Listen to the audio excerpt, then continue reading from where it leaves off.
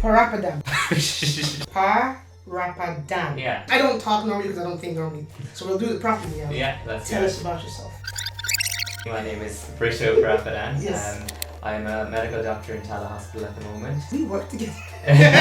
For like 24 hours. One day. You are running for elections, but you're a doctor. You're the Indian campaign poster boy for absolutely what every parent wants. Run for the local elections. The main reason I got into politics is because I got a lot of exposure through my dad. My dad is a counsellor in Tala South. His name?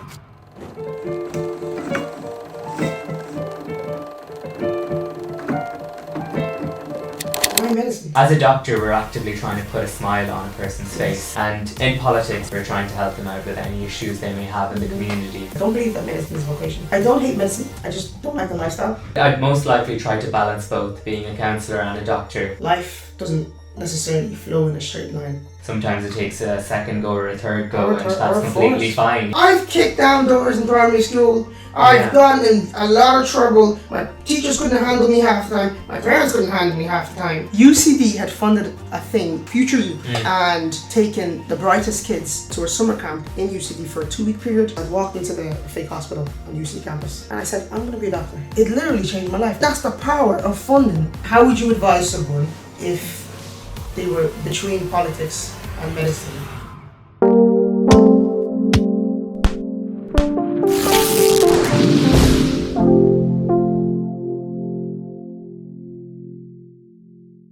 Britto Pereppadan. Pereppadan.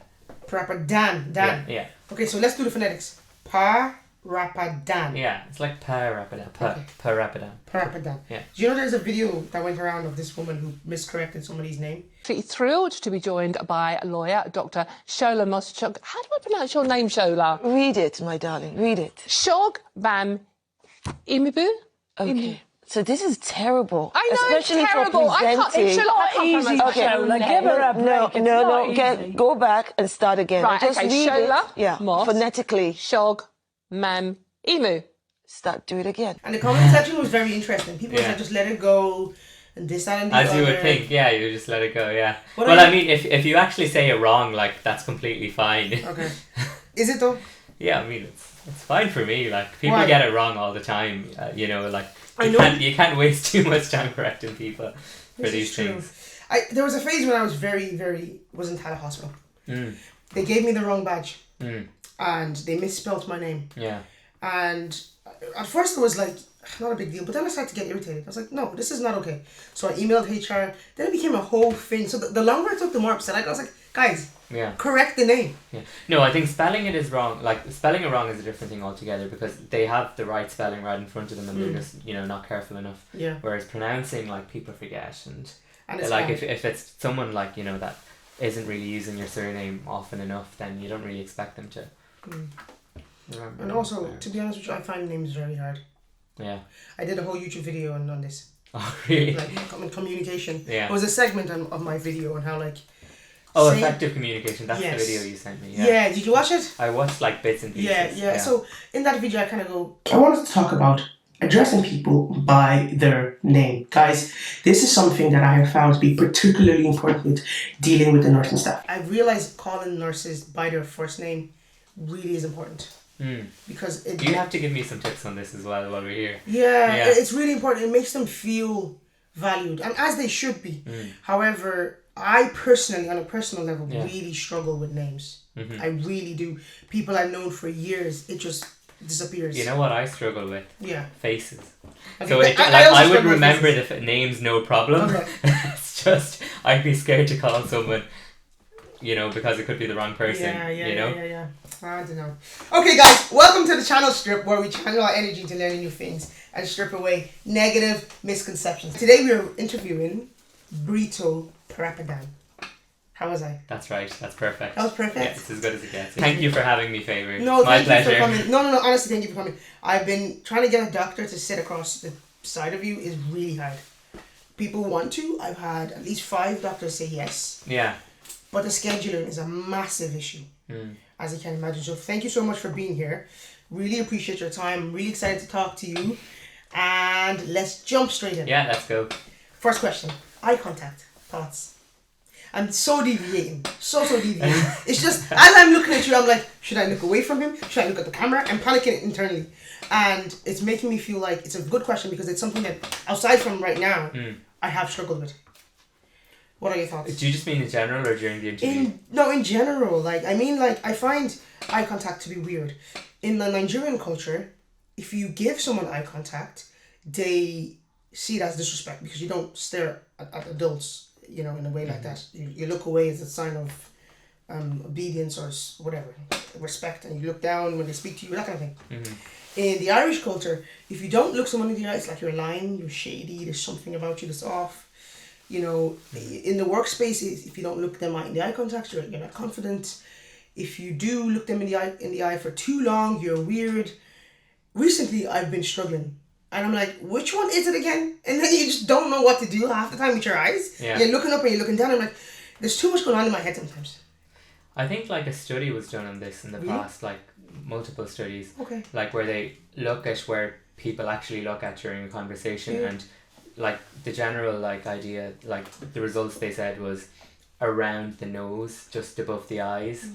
Sometimes directly at the eyes. I just found that very just interesting. Above the eyes. Yeah. Because it gives the perception that I'm looking at you, but it doesn't intimidate you. Yeah.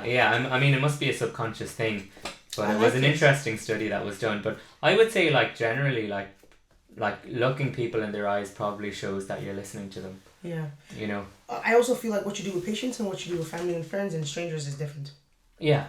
And I think it has to be in a sense. Would you agree? Yeah, I'd say so. Yeah, I mean, like you can talk to a patient, like while looking at the notes or chart. You can, but it would probably show that you're saying one thing, you're thinking probably about something else. Yeah, for sure. Okay, I'm segueing. Yeah, no, that's okay. I don't talk normally because I don't think normally. So we'll do it properly now. Yeah, that's Tell us about yourself and who are you and whatever you feel like that includes. So I mean, thank you for introducing me. My name is Britto Pereppadan. Yes. I'm a medical doctor in Tallaght Hospital at the moment. I'm 24 years old. Nice. I'm living in Ireland since the age of 1, so I'm here a long time. Yeah. We live in Tallaght. Yes, go Tallaght. I also live in Tallaght. I'm hoping to run in the local elections next year. So yeah, I have a lot going on. Let me start interrupting. I'll close the notes and then I'll look at it later. So you're 24. That's very young. I mean, listen, I'm 26, so I think that's very young. But yours is particularly young. Don't you think? You're very, very young. I'd say it's for everything that you're doing. Yeah, I'd say it's just because I skipped TY and I joined school a bit early. Yeah. And you are running for elections, but you're a doctor. Yeah. And I didn't realize you weren't born here. I think I just assumed that you were. No, I came over when I was 1.5. From where? From India. Nice. I also came over, but I don't know what age. But I'm going to say less than 5 because I remember having a 5th birthday. So I always say less than 5. Yeah. So very cool. Very cool. And your parents obviously brought you here. How many kids by the time you come here? Or how many kids came here with your parents? I'm the oldest. You're the oldest? Yeah. Okay, so nice. I have one sister. So you were the only kid that they brought in here? Yeah. Okay. Yeah. And what's she up to? She is a dentistry student. She's Nice. 4th year in Trinity. Okay, any political interest? No. Okay. So tell us about that. Because I know that is the reason why you're in the politics. Yeah, so I'd say the main reason I got into politics is because I got a lot of exposure through my dad. My dad is a counsellor in Tallaght South. His name? His name is Britto Pereppadan. Just working with him, being a part of his campaign, especially during the 2019 local elections, it gave me a lot of exposure and, gave me an idea of how things work, how a campaign is run. Yeah. What age were you sort of exposed with him and sort of getting involved with him? I'd say at a very young age, maybe 14, Wow. 15. I'd say even younger because he ran in the local elections back in 2009 when I was just 10. Right. Now I don't recall everything, but I do remember, that he had, a good campaign. And why medicine? medicine is just something that I always loved to get into. Back in primary school, if my teachers asked me what I wanted to do, it was always I wanted to be a doctor, and I think that just kind of went on even in high school, and that's pretty much it. Why high school? Did you go to the States? Sorry, no, I just always say high school, secondary school. You studied Secondary here. school, Okay. yeah. Secondary school. Okay, cool. So, I'm a bit lost though. So you kind of worked with Dad. Actually, I'm not lost. I'm just paraphrasing. You worked with Dad for a period of time and got the exposure to politics, but all the while your interest was in medicine. Yeah, so politics kind of came after that. So I was always interested in medicine, right. and then I went abroad to Bulgaria to study medicine. Yes. So I was away for like a solid 6 years or so. Yeah. I'd obviously come back during the holidays and everything, but I was mostly away for the 6 years. Okay. So medicine was the thing. Yeah, it was. At what point did politics come in? I'd say once Dad became a counsellor, and then I was kind of indirectly involved or somewhat aware of what he was doing. I grew that passion, and then every time I'd come back for holidays, I'd see what he's doing. I'd see him go out talking to people, putting leaflets outdoors, knocking on doors, talking to residents, and that's how I kind of became more interested in politics. And then when I finally graduated last November, and I'm here full time now, that's when I kind of thought this is something that I could definitely do. Okay. So only last year did you go, this is something I can actually do? That I seriously thought about it last year. Okay, nice. Yeah. And very recent. So projecting into the next 20 years, where do you see yourself? In terms of music, I'm thinking of myself now. Medicine and politics. I think that's like a very hard, thing to say. Like forget 20 years, even like the next year. I'd say the next year is probably going to be the most pivotal year for me in terms of how things go. So I'm going to apply to a couple of schemes, see where I get in terms of medicine. In terms of politics, obviously I'm going to run for the local elections. Thankfully I've been nominated. We'll be voting. It'll be my first I time appreciate your support. I shouldn't be saying that on national television. But I will be voting. Okay, interesting. Well, I think you'd be voting for my dad, not for me. Well, next year, won't you? Because I'll be running in Tala Central, he'll be running in Tala South. Okay, well, so it'll be a joint effort. Oh, nice. Dad and son. Isn't that just beautiful? I'm sure he's super proud of you. He is, yeah. Do you know what? You're the Indian campaign poster boy for absolutely whatever your parent wants. Don't you think? I don't know. Both worlds. We'll see what happens. I'll try my best anyway. Okay, but should you get counsellor, do you need to be there full time? So I'd most likely try to balance both, being a counsellor and a doctor, to the best of my ability anyway. But it doesn't require your full-time attention? No, it's not a requirement? not necessarily, no. And do other people do this and do other things? Yeah. A lot of people do have full-time jobs. Okay. It's not necessarily the norm. Some like people there are do full-time. counsellors who are full-time counsellors. For example, my dad is a full-time counsellor. But is that, no offence to anybody now, especially to your dad, is that an age thing? No, it's just, some people have other jobs that they're, not ready to quit, or, they want something else happening in their life as well. Is this a paid gig? Yeah, it is. It's a paid gig? Yeah. Okay, so that's why some people can do it full time. Yeah, some people your taxes do it are full going to time. go through the roof. You do realise that? It's already through the roof now, but it's going to As a doctor and a counsellor. Yeah. I personally, I had a whole argument with revenue. I was like, it's not possible. It's too high. Do something. They were like, yeah, you're on the higher end. Anyway, we're not going to talk about money tonight. Back to, I suppose, there's so much interesting stuff here. I don't even know where to begin. So there's time management because you're going to have to balance two things. There's figuring out life is as to like, will you choose medicine or will you choose politics? Will you merge them? Sounds like you're going to merge them for the start and maybe you might take career breaks at points of your life. I just have to see how it goes, really. Yeah. It's the only way to be. Yeah. It really is the only way to be. Myself, I'm going to finish this 2-year scheme. Mm-hmm. I'm going to take a year out. I just have to.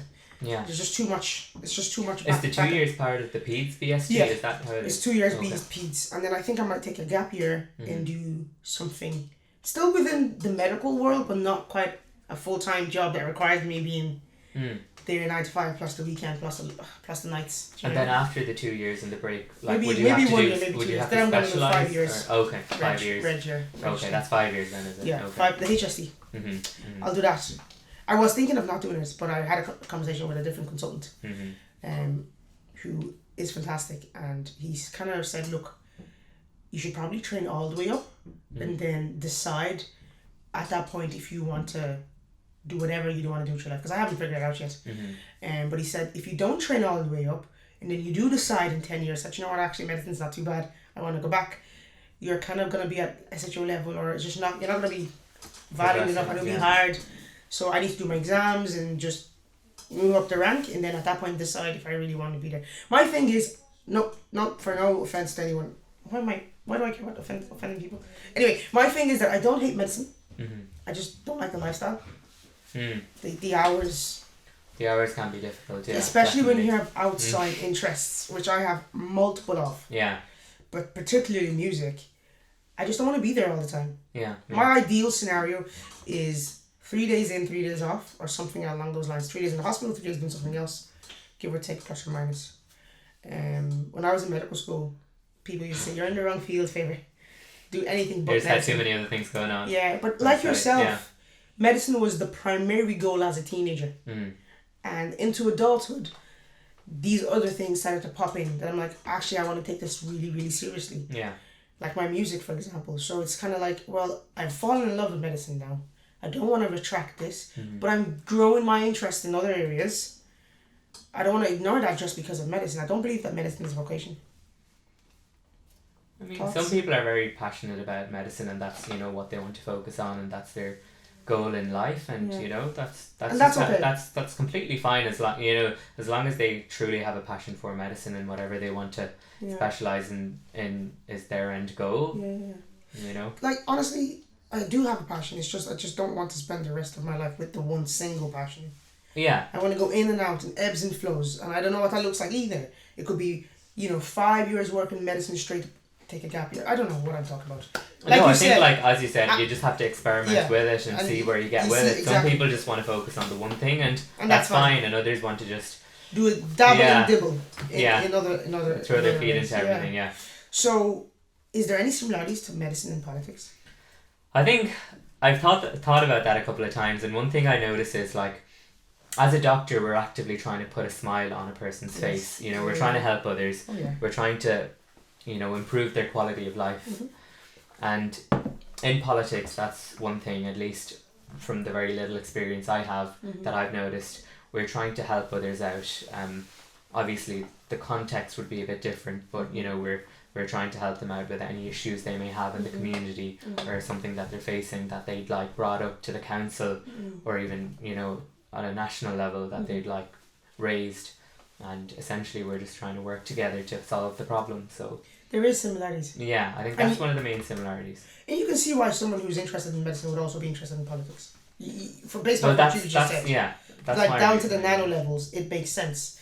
Which makes me want to ask, if you have someone who's genuinely interested between the two, how would you advise them? Like they're taking a leaving cert, they're applying through the CAO form. What would you say? What would you say? I think in my case, I wasn't really thinking about politics that early on. So when I was doing my leaving cert, medicine is definitely what I wanted to go into. Only last year did I actually make that decision. Look, politics is something that I want to do. And so for me anyway, like something I would recommend if I were to go back a few years is maybe there are a lot of like societies in colleges here. Like for example, we have the Fine Gael for the younger people, so youth Fine Gael. That's one way of kind of getting introduced into politics. Playing an active role, and just getting some exposure and seeing what it's like. Another thing that could be done is you could become a member of a party and see how things work.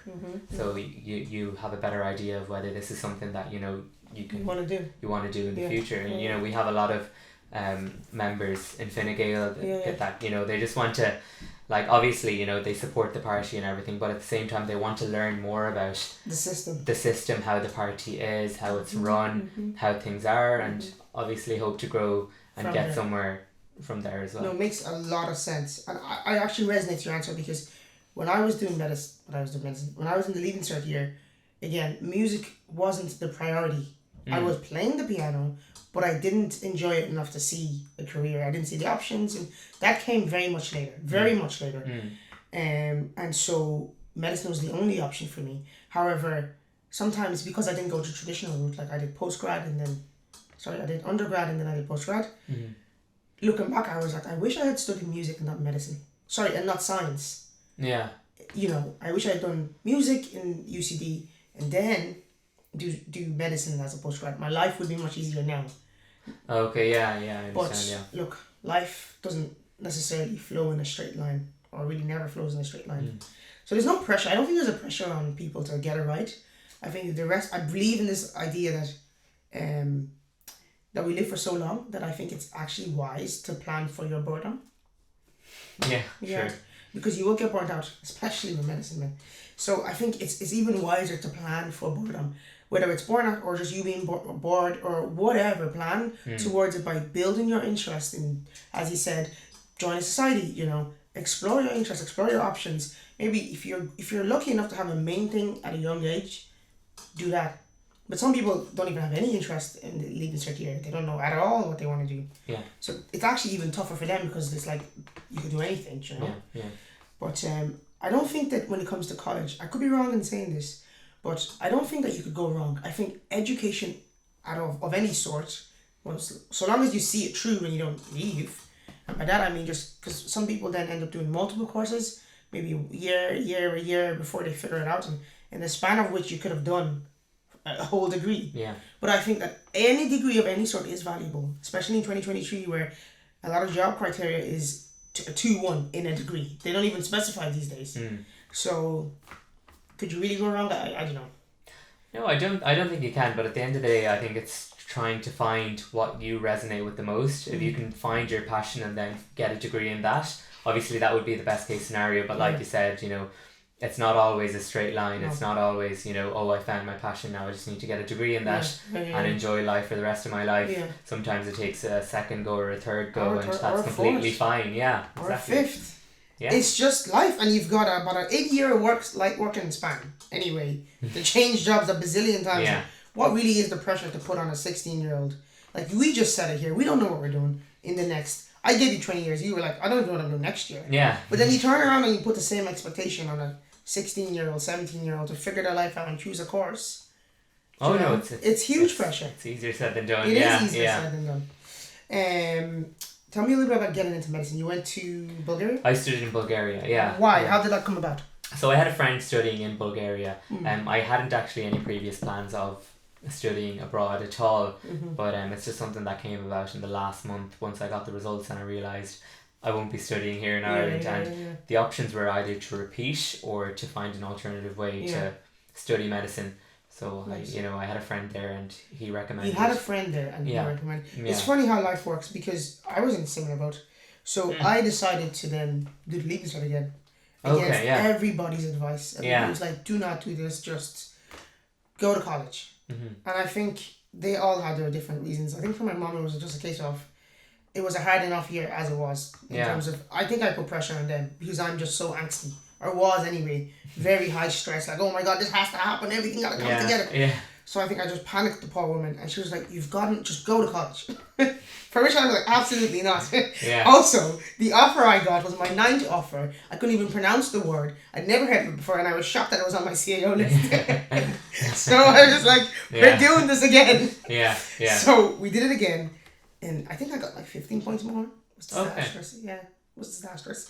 So I was like, well, I'm not doing it a third time. Yeah. Because that's a degree in the leaving cert. Yeah. So I'm going to go to college. So I went to UCD, did neuroscience. First day of first year, I was like, somebody tell me how do I get into medicine? So then the GAMP sat and the whole thing. The whole thing is. But you're telling me you're 26 right now, right? Yeah. That's after repeating the leaving cert once and doing an undergraduate as well. Yeah, but so I skipped 4th year. So that put me in 5th and 6th pretty quickly. And then I didn't complete my 4-year degree. So it was a 4-year degree, it turned into 3 because there was an option to exit. And they called it an early exit, but you wouldn't be able to proceed and do a master's, but I didn't need a master's anyway. So I don't have any thesis experience, for example. And how long was your postgrad med? Was that 4 years? Okay. So really life is funny because I ended up spending 7 years in school. It's not that far off. 6 years did you spend? Yeah, including the internship, yeah. So including, oh my god, tell us about that. Yeah, it's a funny system. In Bulgaria they do it a bit different. So for here in Ireland we would do 5 years and then the internship would be separate. There it's a 6-year course, the 6th year being the internship. So once you're qualified, once you're... Oh, I didn't tell them. We worked together. For like 24 hours. One day. The best 24 hours of my life because it literally resulted in this conversation. Yeah, true. So, because I was like, you're ethics. Wait, what? In Bulgaria, because it's 6 years, once you're finished your course, you're essentially SHO level. Yeah. Well, that's what's expected of you. Yeah. So you came into work and you were my boss one day, remember? And I was like, yes, sir. I was very nice. You were extremely nice. And you wrote out your little to-do list of all the things that you've done, which is really weird because nobody does that. Oh. Like at the end of the day, you sent me a list of, here are all the things that I've done. Well, that's because I wanted to make sure that like you guys were following up, because I was only coming to cover, and I know, but I was like, bro, most SHOs, especially when they're local, just literally run. Oh, really? It's like, bye. So I thought it was really good. And now I'm an SHO and it's like kind of wild. But Peds is different because I am the most junior person still. So there's no one. Like there's no intern. Yeah. Okay. So there's no. I don't get to like take care of anyone. But in fairness, like my regs are the best human beings. I don't know if they'll ever see this because I don't tell them I'm on YouTube. But they are the best. Like the two of them are godsends. They're just great. And I really have stepped into that child mode. I'm like, baby me all the way. Bro, Jerry's was stressful. Geriatrics. It was stressful. Yeah. What are you working at Respiratory, yeah. In comparison, how did you find it? When I was working in geriatrics, I thought it was like hectic, but then you also have to think that's my first SHO post. Okay. And me transitioning from having done my internship in Bulgaria to coming over to Ireland, I think age-related post really, but it really did help smoothen my transition. So I think like the hours were kind of long. But that was mainly because of the patient overload, not because, there was like a ton going on. Whereas in RESP, I find it a bit more intense, and the hours are also long. And they're sicker. Well, okay, Jerry's, they were very sick. Because I was in Timon, so like we wouldn't be dealing with acute patients. We'd be transferring them back to the main hospital, so that you could look after them. I was suffering. Not in silence, everybody knew I was suffering. I was suffering publicly. The one day I saw you, you seemed fine. Well, that's because you were there. No. We were vibing. Really? Yeah. You're doing fine. I don't know. I put on a good picture, Oh. It'll take a lot to visibly see my But you said everyone knew. Everyone knew. Well, when I say everyone, I mean the inner circle, as in the consultants and the reg. Okay. The nurses wouldn't know that now. Yeah, you don't need to show the nurses. Well, it's not that you need to just be professionals, Yeah. and just get the job done. And also, you're not helping them if you're dumping your stress on them, No. In fact, some time passed and I met the two CNMs in the Starbucks, and I told them a little bit about how I was doing during the year. They were shocked. Okay, yeah. They were like, what? It was like, we didn't have a notion. Yeah. And I was like, because I did a fantastic job of making sure that just didn't need to know. I know. I think like some nurses are really nice. Like they go out of their way to talk to you to make sure you're doing okay. Yeah. It's almost like they know that things aren't as smooth as they look. No matter how much you try to like keep that kind of normal face. Intern year was interesting. One time in NACE, I cried on the wards. The CNM could see that I was crying, but I respected her because she left me alone. She did not approach me. She didn't like try to comfort me, and I really appreciated her because she could also see it wasn't the type of tears that was like, I want you to comfort me. It was literally it was falling from my eyes, and I was vigorously typing at the computer trying to get myself to control myself. But I really appreciated her leaving me alone, Yeah. And another time, someone saw me really upset, but again didn't approach me, left me alone. But they kind of were softer, and again I appreciated it. And then another time, I actually visibly told one of the CNMs. This was when I was in orthos. I was like, listen, I am not coping. And my voice was breaking, and I was like, I was suggesting things that we could do to make communication between myself and the nurses better. Was it an issue of communication or? It was an issue of the job. Okay. It was just like ortho was long hours. It was so much, but there was a lot of communication issues within the team. Okay. Within like the seniors and the juniors, and within the juniors, it was, to be honest with you, on every level, communication was breaking down every day, every couple of minutes. Every time I start a rotation, which has only been 2 times, but like one thing that I'm always thankful for is the team. Yeah. Because a good team that you can talk to. It makes or breaks it. Yeah, absolutely. Which is why now I'm so happy. I'm much happier like I said, my 2 regis are godsends. Like, and I see that with the Instagram stories as well. yeah, that I'm you're- having the you're time enjoying- of my life. Yeah. Like, I don't know what's gonna happen in the next couple of This months. is the kind of doctor you'd want to be. Yeah, but this I don't know what's gonna happen when I go to a different hospital or I'm working with somebody else. But at the moment, I love my team. I love my regis. I couldn't speak highly of them enough. And what's most important is they get me. Yeah. You know, somehow they've figured me out, and I think that's somewhat to do with the fact that I've worked with them both in different sectors. So one of my first regis gave me tutorials when I was in undergrad. Okay. So He doesn't actually remember me. I reminded him of me. Yeah. And the teaching he'd given us. I remember the exact lecture was on cerebral palsy. And I was like, you gave this teaching and it was freaking fantastic. And I asked you loads of questions and, you know, we talked about it. Yeah. And then the other one I spent almost 6 weeks with in a summer program. Again, she didn't remember me much. You don't really remember medical students.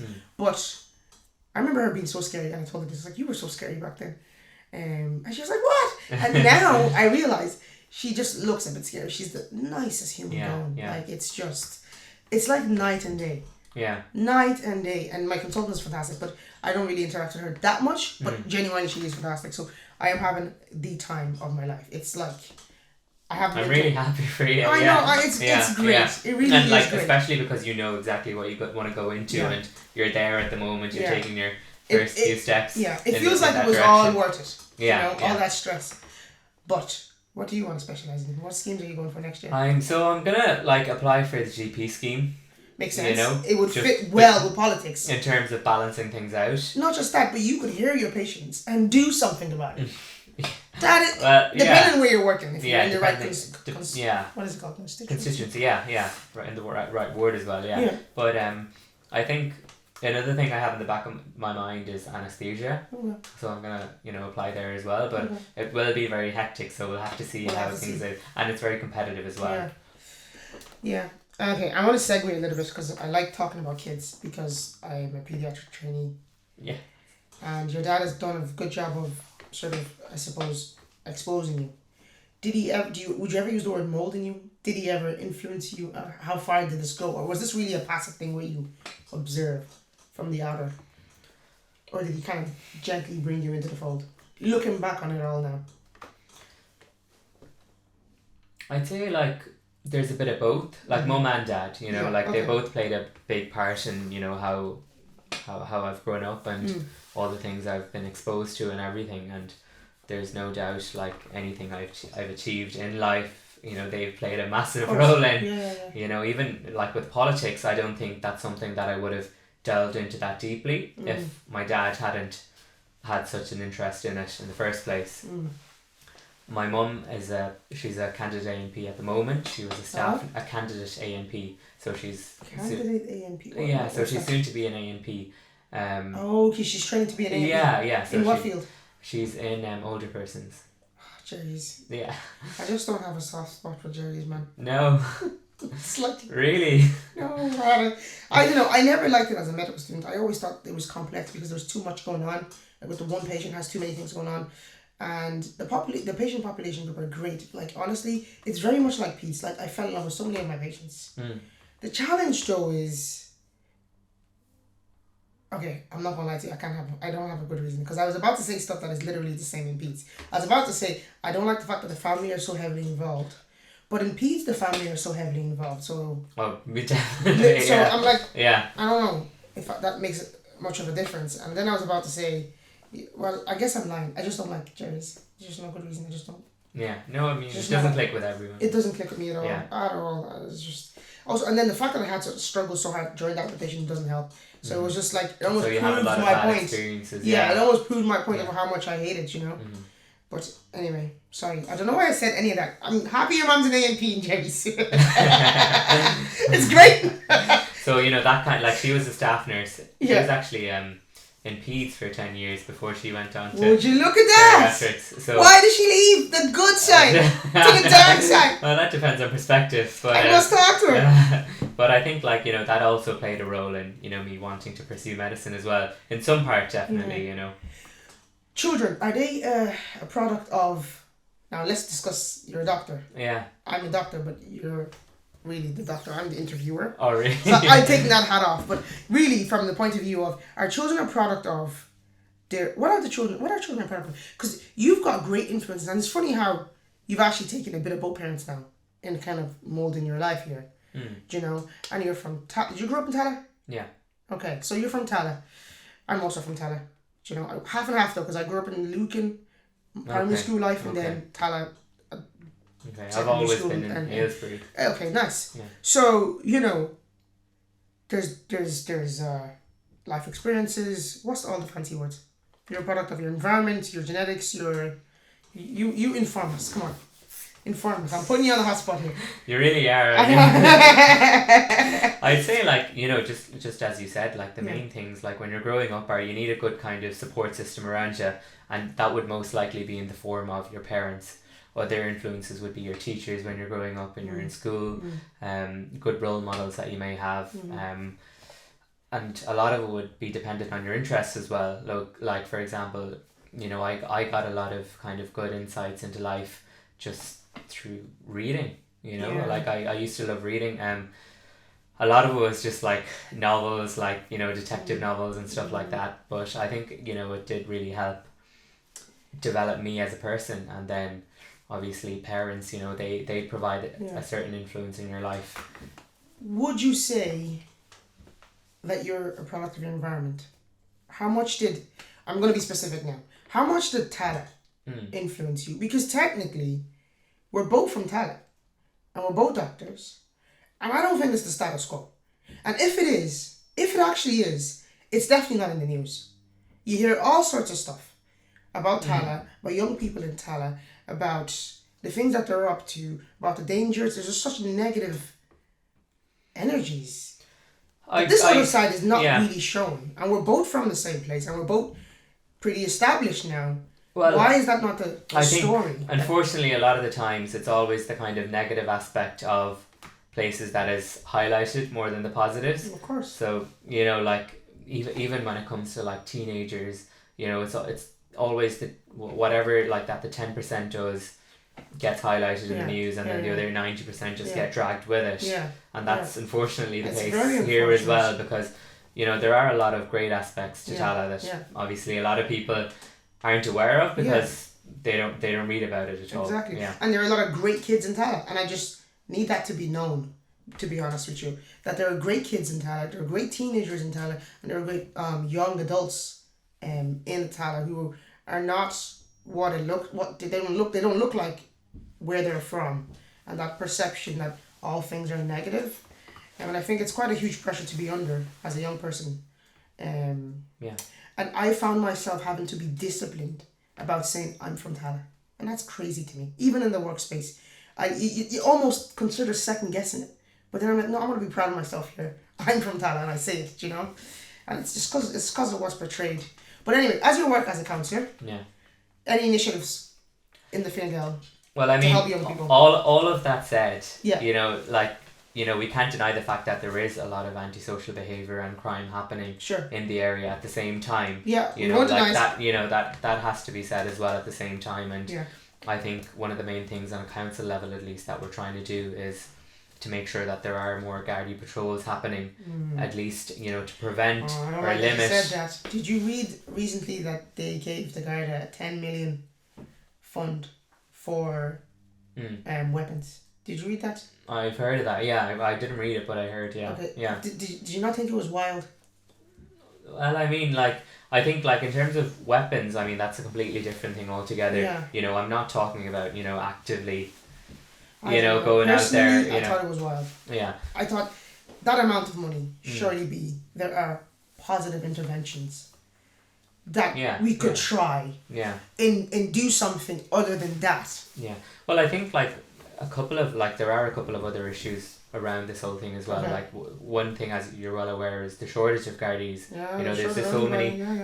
Yeah. Including doctors. Bro, and listen, we're both suffering this. And, I'm doing 1 in 5 call. It's low-key ridiculous. Yeah. Shortages everywhere. But anyway, continue your point. Yeah. No, I was just saying, like, you know, there is a great shortage, and, like, you know, it's easy to put the blame on Gardaí, but at the same time, you know, they also have a lot on their plate as well, and Just like it's easy to put the blame on I'm not doctors blaming and the Gardaí here. yeah. No, I'm just it's saying the higher that, powers that yeah. funded. Like, why are they funding that? Is what's yeah. a bit tricky. There's other policing strategies. Mm-hmm.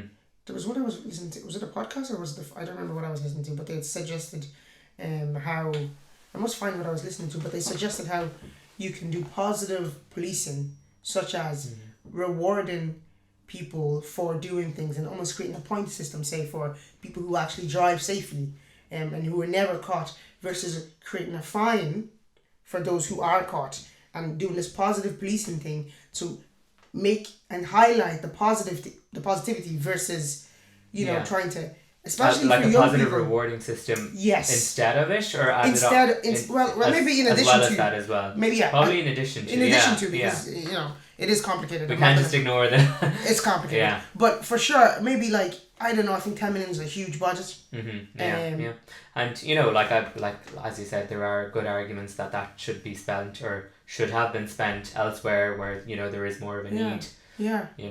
Like, another thing I find crazy is the response to like calls for people with mental health disorders.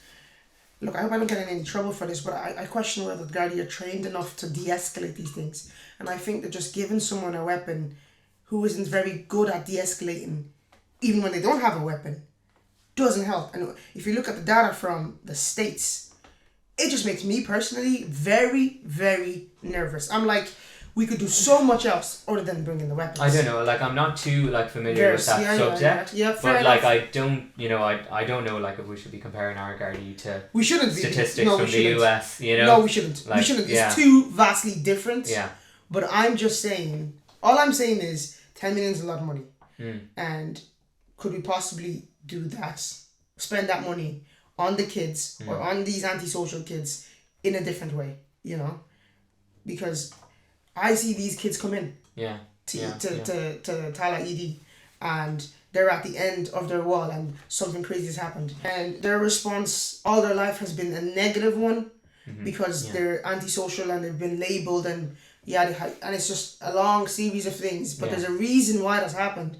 And if you go into these kids' backgrounds, it's like the generational thing. So in a way, I question if it's really their fault, and I think that there's so much that could be done. Do you think it's more to do with the environment they're brought up in? I think it's definitely not the sole thing. Yeah. But there's a lot that leads to a child. I don't know what's the worst thing you could do, but there's a lot that leads to someone being arrested multiple times for disturbance of peace and not caring about their record. There's reasons why that they don't care. Why they don't care? Yeah. There's reasons why they're disturbing the peace. Yeah. If you look at their housing situation, their home situation, probably if you delve into it, there's something going on there. Yeah. And if we have 10 million to spend, why don't we spend it elsewhere? I mean, there's so many things that are requesting and requiring funding. Yeah. Look, this is a huge national topic, so out of your depth. I know I'm throwing you on the spotlight here. No, that's okay. I mean, I'm happy to talk about it with the limited knowledge I would have on such a topic. But, I think it is interesting. It's one that makes me, because I was also that kid, right? I turned out fine. But listen. You turned out more than fine. I know, but if you go into my record, I've kicked down doors in primary school. I've gotten in a lot of trouble. I was extremely restless. My teachers couldn't handle me half the time. My parents couldn't handle me half the time. It took a work of miracle. I had to move schools twice. Like, there's a lot of my history. So I am that kid who wouldn't sit still and wouldn't focus. And now something changed. And that's... What would you say that changed? So UCD had funded a thing in my school down the road here, because I went to a deaf school and taken the brightest kids grades wise, was solely based on grades, and took them to a summer camp in UCD for a 2-week period where we stayed over on campus. I think it was Future U, I think.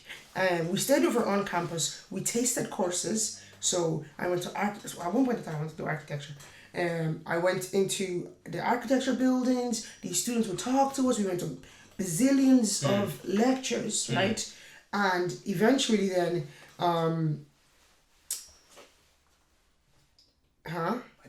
okay. Okay, yeah, you do that. Eventually, we went into multiple lectures, and I would taste different courses, right? And so then in third year, so what am I saying? That was junior cert year. So I came back then, I skipped junior cert, skipped the fourth year, and said fifth and sixth. So I said, okay, I want to be a doctor, because I'd walked into the fake hospital on UC campus.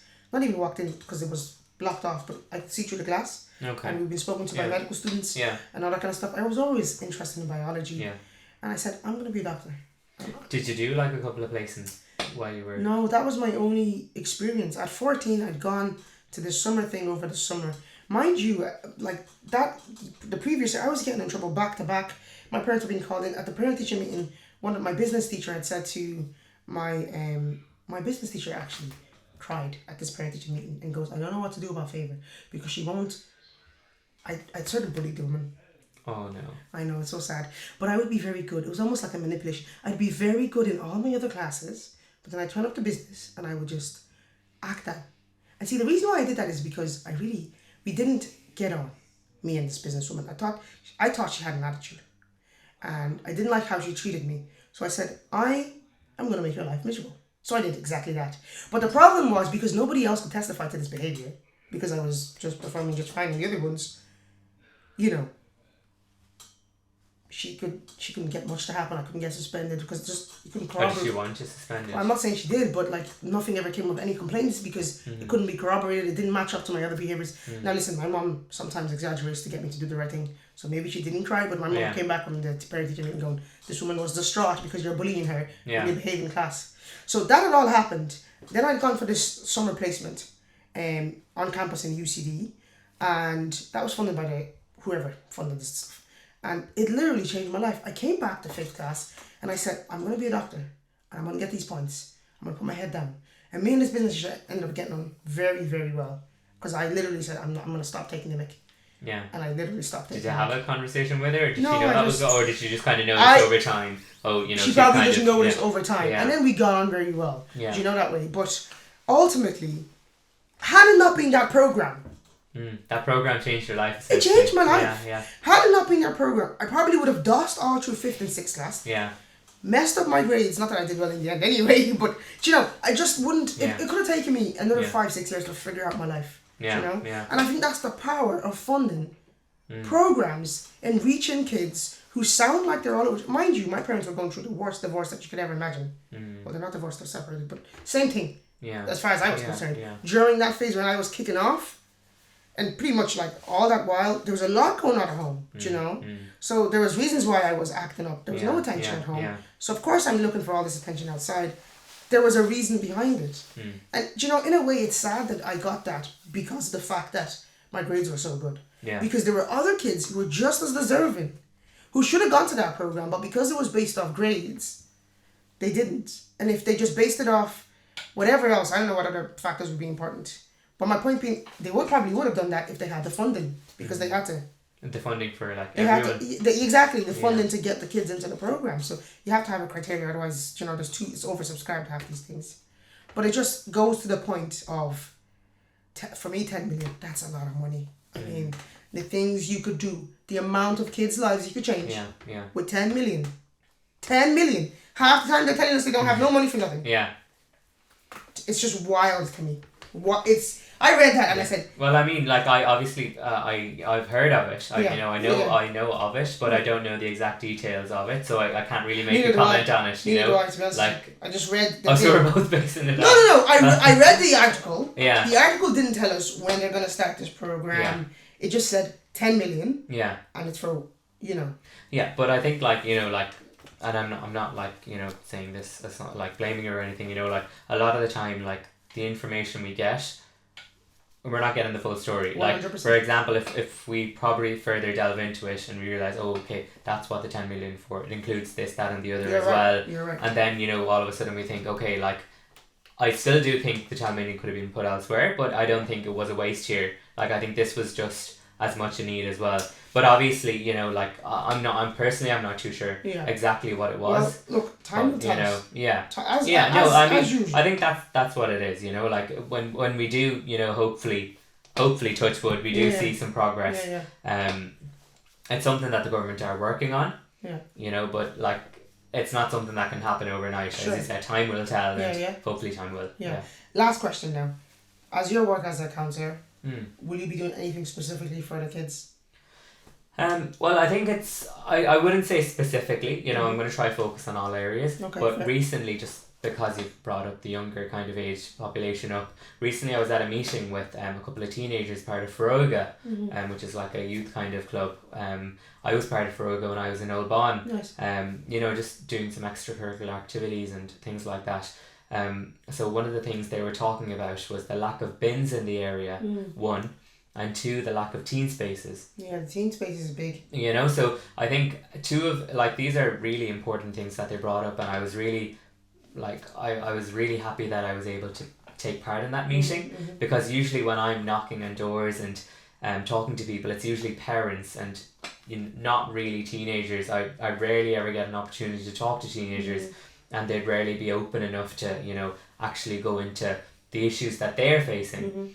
So I was really happy when I heard this, because obviously they had done their work as well. They were like, look, we'd like a bin in this area, yes. You know, well, 4 bins overall in the area. Yeah, and I was like very surprised. I was like, this is great. Usually when we get told about these things, it's just, oh, there's a lack of bins in the area, but they were like very specific, which was perfect, you know. Did they give reasons why? Yeah, they did. You know, they backed it up as well. There's like in this 1 kilometre radius, there's no bins. There's increased littering going on. Like the area would really benefit from it, and nice. And so on and so forth. Yeah, definitely. Like there were a couple of counsellors present as well at the meeting.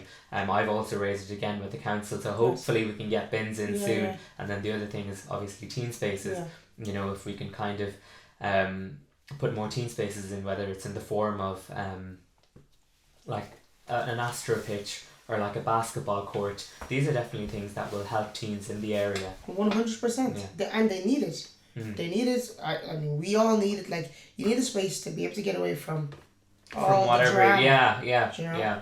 And be able to just de-stress with your friends. And it doesn't have to be home. It doesn't have to be the streets. You know.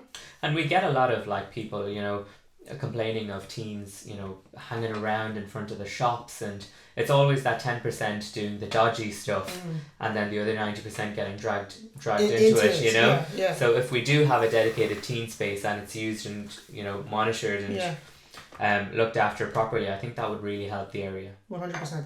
I believe in Tala. That is the last of it. Okay. That was fantastic. That was great. Yeah, thank you so much for coming. I'm really happy to be here. The channel stream, where we channel our energy into learning new things and strip away negative misconceptions. No. How's it going so far? Oh, it's actually pretty good. Like, the camera's angle's really nice, and like... No, I just meant the content. Forget about the camera, the lights, the microphone. Is the actual content anymore? The actual content interesting. Okay, does it sound interesting? We're not going to judge his interest now, because he's not interested in medicine or politics. Oh, wow, no. So he's not the right It's the audience. most interesting thing in the room. Okay, well, we're There's the only nothing things else happening in the room. I'm worried. I'm really you know what? worried. Let's just go. Let's just keep going.